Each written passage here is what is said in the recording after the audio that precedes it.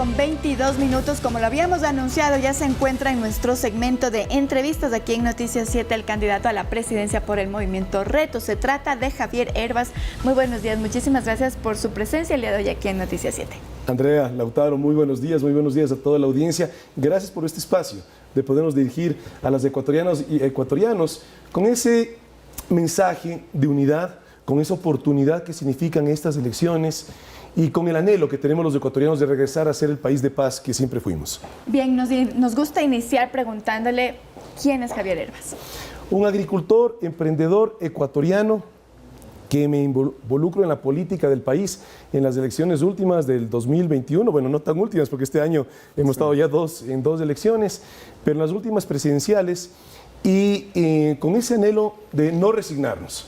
Realmente tenemos un país maravilloso que es el Ecuador y no puedo quedarme impávido como ecuatoriano de ver cómo mi país se sigue deteriorando.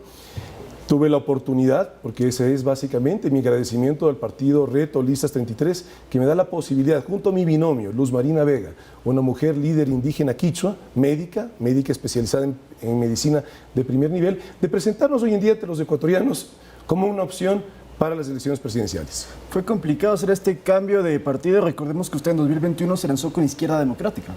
Claro, bueno, yo fui candidato a la presidencia sin estar afiliado. Posterior a eso me afilié y con la misma coherencia que me afilié, año y medio después me desafilié, pero siempre mencionando... ¿Está afiliado ahora a Reto? No estoy afiliado, pero siempre mencionando lo lindo que es la militancia del partido.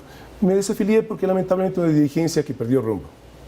Bien, de acuerdo. Vamos a entrar entonces al tema del plan de trabajo. Hemos leído algunas propuestas suyas en lo que se presentó al Consejo Nacional Electoral y quisiéramos preguntarle cómo se lo va a realizar. Voy a empezar por el tema de seguridad. Usted dice que va a dar en el plan de desarrollo, inclusión, innovación y desarrollo comunitario, pero la pregunta, como le digo, es ¿cómo lo va a hacer? Bueno, y por eso hablamos de rescatar al Ecuador. SOS, seguridad, obras emergentes, salud. En seguridad hay personas muy expertas en el país. Lo que necesitamos es darles apoyo político, pero yo te puedo mencionar 4 cosas a corto plazo y de alto impacto en términos de mejorar la seguridad de nuestro país. Policía Nacional, darle la institucionalidad que esta noble institución merece y la dignidad a nuestras mujeres y hombres servidores públicos que conforman la Policía Nacional. Fuerzas Armadas, militarizar puertos marítimos y aeropuertos internacionales para que Ecuador no siga siendo el flujo de salida de la droga que en su gran mayoría viene de Colombia. Tercer punto, fuerzas de tarea conjunta en provincias, en donde el Estado perdió ya soberanía y el crimen organizado ha cooptado. Te hablo ya en casos extremos como Esmeraldas, Guayas, Los Ríos. ¿Y por qué la fuerza de tarea conjunta? Porque el fin último es ingresar con programas sociales. Eso es lo que nos va a ayudar a como sociedad recuperar el tejido social que hemos perdido. ¿Ese como fin último, dice? Por supuesto, porque lo que necesitamos son programas sociales. Yo estuve la semana pasada en Ciudad de Dios. ¿No es prioridad en todo caso el tema social, entrar primero con eso en realidad? Es que no puedes entrar con programas sociales a estas zonas donde ya el Estado no tiene soberanía. La ejerce el crimen organizado. Hay familias en Guayaquil que para llegar a su domicilio tienen que pagar un peaje. Eso es vacuna. Eso es lo que tenemos que como Estado evitar que suceda para que nuestra juventud no siga siendo cooptada por el crimen organizado. Y otro elemento a corto plazo de alto impacto son las cárceles. Cualquier conocedor de seguridad del Ecuador te va a decir que los delitos que vemos en la calle, que vivimos en la calle, que es la extorsión con las vacunas, asesinatos con el sicariato, narcotráfico y microtráfico, son planificados y desarrollados desde el interior de las cárceles ecuatorianas. Por eso es tan importante y algo fundamental. No puede salir una señal celular de una cárcel ecuatoriana y para eso, como Estado, exigir que las operadoras controlen eso porque la tecnología sí te permite. Pero, por ejemplo, usted mencionaba que se deben diferenciar las cárceles, ¿cierto? De alta, mediana, mínima seguridad. ¿Qué significa esto? ¿Construir nuevas cárceles, readecuar las actuales? ¿Cuál sería la propuesta concreta sobre esto? Claro, Lautaro, ya en términos de un verdadero sistema de rehabilitación, que no lo tenemos en el Ecuador, hay que ser francos, lo que tenemos hoy en día es un sistema que lamentablemente quien ingresa a una cárcel ecuatoriana no recibe rehabilitación. Lamentablemente se genera un sistema más bien de cooptación de personas a las bandas del crimen organizado. ¿Qué es lo que necesitamos? Llegar a lo que tú dices, a tener cárceles de alta, mediana y baja seguridad, entendiendo que una cárcel de alta seguridad no debería estar en una urbe. Ahí debería estar una cárcel de baja seguridad, porque la familia tiene que ser un componente fundamental de la reinserción O sea, la de Roca, cualquier PPL mandarla a a la otra sociedad. parte, entonces, por ejemplo. Pero eso ya es a mediano y largo plazo. Hoy en día, el 20 de agosto, estamos eligiendo un gobierno corto, de transición. Son unas elecciones atípicas. Por lo tanto, yo les invito a que puedan leer el programa de gobierno, quienes nos están viendo, y puedan ver que, claro, que hay objetivos que son exigentes, que requieren mucho trabajo, todos factibles, porque si es que hay algo que nos hemos propuesto de ser en la política ecuatoriana, además de no dividir a los ecuatorianos, es buscar mostrar una política de coherencia, una política que no sea demagógica. Algo que nos llamaba la atención y que lo conversábamos con Lautaro es que en su propuesta de trabajo dice crear comités vecinales. ¿A qué se refiere con aquello? Iniciaría también desde el principio y por eso iba ligada a mi anterior pregunta de, usted dice, porque nuestro final, o digamos, nuestro objetivo último es el tema social. ¿Cómo entonces crear comités vecinales? ¿No es exponer también a la gente ahí? No, ¿de qué hablamos? De que el Estado necesita incorporar a la sociedad civil en los muchos retos que estamos enfrentando como país hoy en día. Y así también, por ejemplo, hablamos de agricultura, de lograr que el Estado en su política pública sea realizada con la ciudadanía. No tenemos política pública agrícola hoy en día en el Ecuador. Yo soy un agricultor y te puedo decir que algo que es tan importante en la economía de los ecuatorianos, el mayor sector generador de empleo, directo e indirecto, es la agricultura. Hay que regresar la mirada al campo en el Ecuador. Y en estos comités vecinales para la seguridad específicamente, ¿cómo se realizarían? Bueno, ¿qué es lo que necesitamos? Que el ciudadano se sienta seguro con una fuerza pública presente. Sobre todo, como te decía, hay lugares donde ya se perdió esa soberanía del Estado. Entonces, esto es algo fundamental. ¿Cómo logramos que esto funcione bien? Con el acompañamiento, con la unión entre la sociedad civil, esos barrios, y la policía que esté presente ya haciendo esa gestión no solamente de presencia, sino en unidad con la sociedad. Otro tema que se comenta mucho, y tenemos el ejemplo de hace unas cuantas horas, capturan al presunto autor o asesino de un candidato y el propio ministro del Interior le exhorta a la justicia a que esto no quede en la impunidad porque hay una serie de casos que diferentes antisociales llegan ante un juez y son liberados. Usted proponía que haya jueces sin rostro, ¿verdad, candidato? Antes de que me conteste, solo para comentarle que hay algunos analistas que mencionan que esto no sería la mejor opción porque entonces podría haber más corrupción y más impunidad con el actual sistema. ¿Qué opina usted de ello?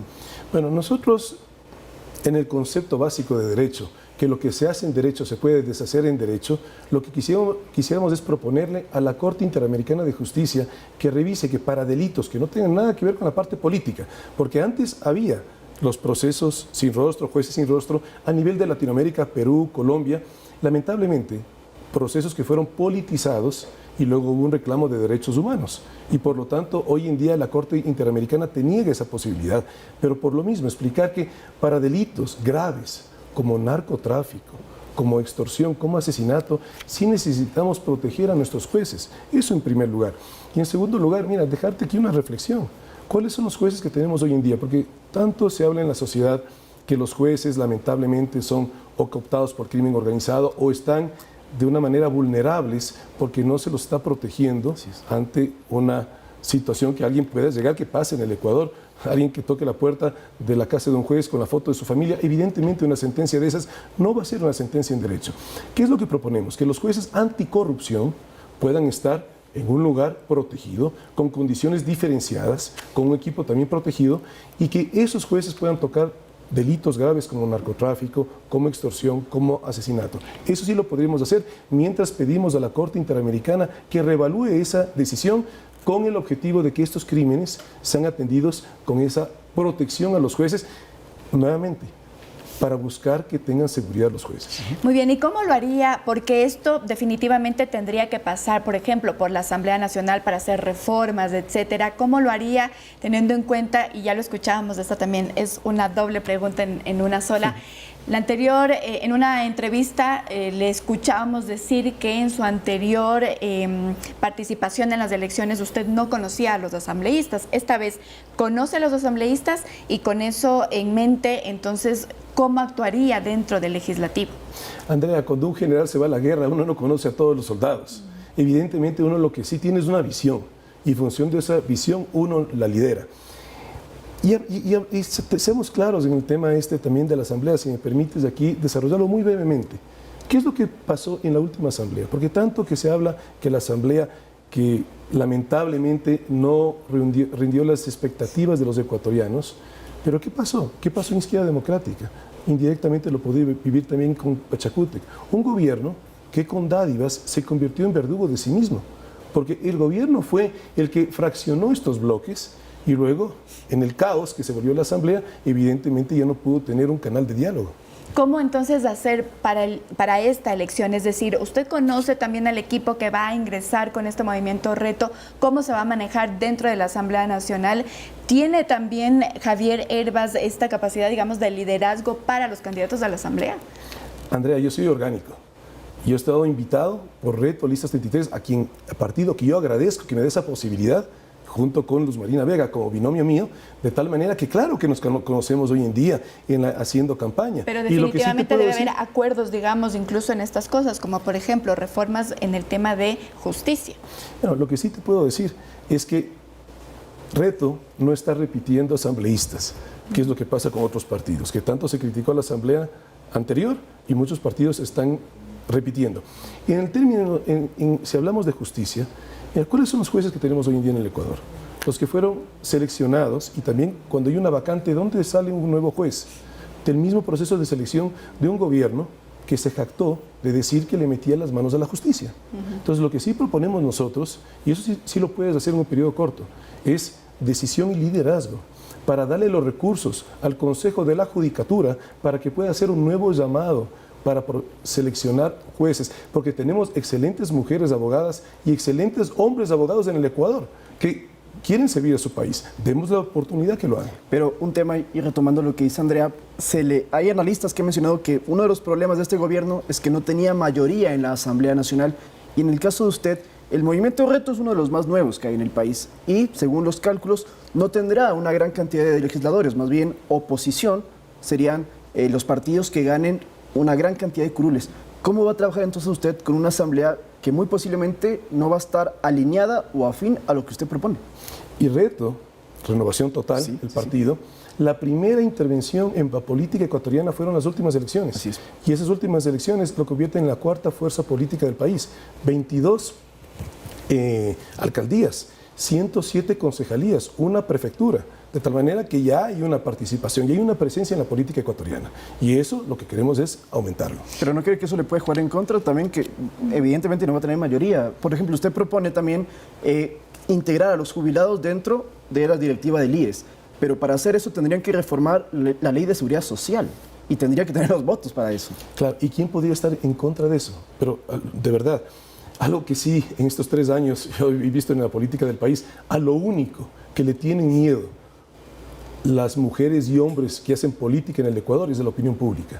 Porque evidentemente hay que hacer cambios en el Instituto Ecuatoriano de Seguridad Social. Y eso es quitarle el poder a cualquier gobierno, no hablemos de un gobierno, a cualquier gobierno que coloque al presidente del directorio del IES y así tenga ese poder.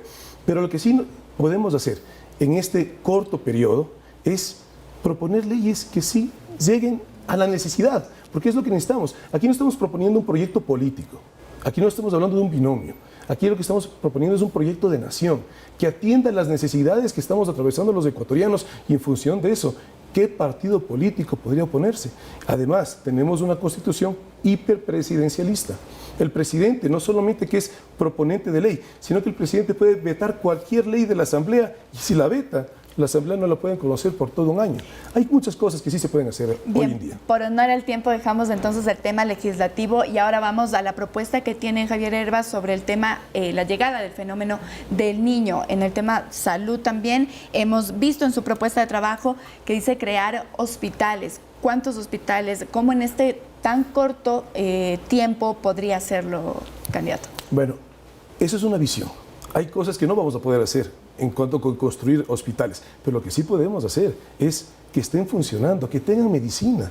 Hoy en día en el Ecuador, el país, el Estado ecuatoriano compra medicina intermediaria. Pero eso estaba en su propuesta de trabajo, construir hospitales. Sí, es lo que te digo, Andrea, esa es una visión. ¿Qué es lo que queriendo, en este periodo tan corto, darle rumbo a nuestro país. Pero sí hay cosas que sí podemos hacer. Dotar de medicinas en los hospitales, fundamental, porque necesitamos a nuestros adultos mayores, a nuestra niñez y a la población en general tener un sistema de salud que sí esté funcionando, que hoy en día ninguno de los dos públicos, de los 4 totales públicos que hay, tiene medicina, ni el sistema general del Ministerio de Salud, ni el sistema del Instituto Ecuatoriano de Seguridad Social. Entonces, esas cosas hacerlas. La corriente del niño, hay que hablarlo mucho más, porque es una cosa que los ecuatorianos no lo hemos visto prácticamente ya 25 años y que se espera. De hecho, ya lo estamos viviendo. Ya hay cantones en Manabí que están inundados. La semana pasada, Flavio Alfaro tenía más de medio metro de agua. ¿Qué necesitamos hacer en términos de riesgos? Prevención, reacción, reparación. En prevención, en este gobierno, que es un gobierno corto, tenemos mucha maquinaria en el Ecuador por una gran infraestructura vial que hizo un gobierno del pasado. Recuperar eso. Y hemos podido hablar con muchas empresas privadas, tienen toda esa maquinaria paralizada ya varios años. Hay que reactivarlo. Necesitamos limpiar cunetas de las vías para que no se sigan perdiendo. Puentes, las bases de los puentes no se dan mantenimiento. Hemos perdido puentes. Pero lo fundamental, si hablamos de la ruralidad del país, de los agricultores ecuatorianos, necesitamos no dejar comunidades en aislamiento como lo que está pasando por un abandono de la conectividad vial. ¿Puedo cambiar de tema? Sí. Sí, claro que sí. A usted lo siguen muchos jóvenes. De hecho, en 2021, parte de su campaña era el TikTok, las redes sociales. Y me preguntaban hace poco, cuando les conté que lo íbamos a entrevistar, unos amigos también de 30 años, millennials, decían, pero ¿cuáles son los planes para las becas o los créditos estudiantiles? De eso no se ha hablado mucho, quisiéramos conocerlo. Claro, y es fundamental, primero, que un Estado ayude que su juventud pueda cumplir sueños. Que no sigamos teniendo un sistema de puntaje que te diga qué estudiar. Estamos en total contra de eso. Necesitamos que, si tú quieres estudiar comunicación, que el Estado te lo permita y no por deficiencias de la educación que tú recibiste tengas un mal puntaje y eso haga que te digan que no puedes estudiar. A los exámenes anteriores, el ser bachiller, el transformar, que ya fueron eliminados, usted no los retomaría. Pero los exámenes sí deberían haber como un sistema de evaluación del sistema de educación para poder saber en qué colegios, si hablamos de exámenes de ingreso a universidades, hay que mejorar la educación. Hay que tener la malla curricular también pertinente, porque, mira, si hablamos también de educación de bachillerato, tenemos que recuperar los colegios agropecuarios, los perdimos. Hoy en día son unidades educativas. Hay muchas familias que, aunque tú vayas a la universidad pública, muchas familias no tienen los recursos de la alimentación, la vestimenta, el transporte, y eso es algo fundamental que puedas dar. Y las becas hay que retomarlas. Sí. Pero ¿cómo sería el programa de becas, por ejemplo? Para tenerlo más o menos claro, ¿no? Bueno, las becas, para quien vaya a una universidad pública, necesitamos que la beca le cubra estos elementos, ¿no es cierto? Hay muchas cosas que hacer. Realmente, yo estoy convencido que el próximo gobierno es el gobierno más difícil que vamos a tener todos los ecuatorianos en nuestra historia republicana, y por eso me candidatizo, porque también estoy claro que si no lo hacemos ahora va a ser mucho más difícil lo que se viene en los años posteriores si en este momento no tomamos rumbo. La juventud hay que darle atención en el tema de becas, hay que darle atención en el tema educativo. Y hablemos un poquito más de la niñez, la malla curricular. Necesitamos recuperar cívica.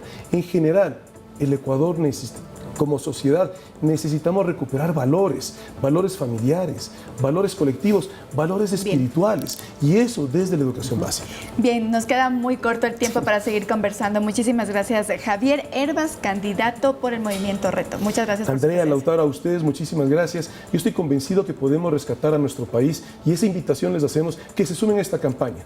Estas elecciones son extremadamente relevantes para nuestro Ecuador, y con mucha responsabilidad, con amor de patria y con sentido de urgencia lo estamos haciendo. Muchas gracias. Antes de que se vaya, candidato, estamos aquí observando a la gente que lo ha acompañado. No vemos custodia policial. ¿Están afuera? ¿Usted ha aceptado que tengan esta protección? Sí, claro, por supuesto. Yo confío plenamente en la Policía Nacional, y ese es un mensaje que queríamos dejar cuando aceptamos la protección, y estamos muy agradecidos. Bien, nuevamente, muchísimas gracias. Javier Hervas, conversábamos con él, candidato a la presidencia por el Movimiento Reto. Con esto nosotros nos vamos a una pausa, pero quédense porque tenemos más información al volver.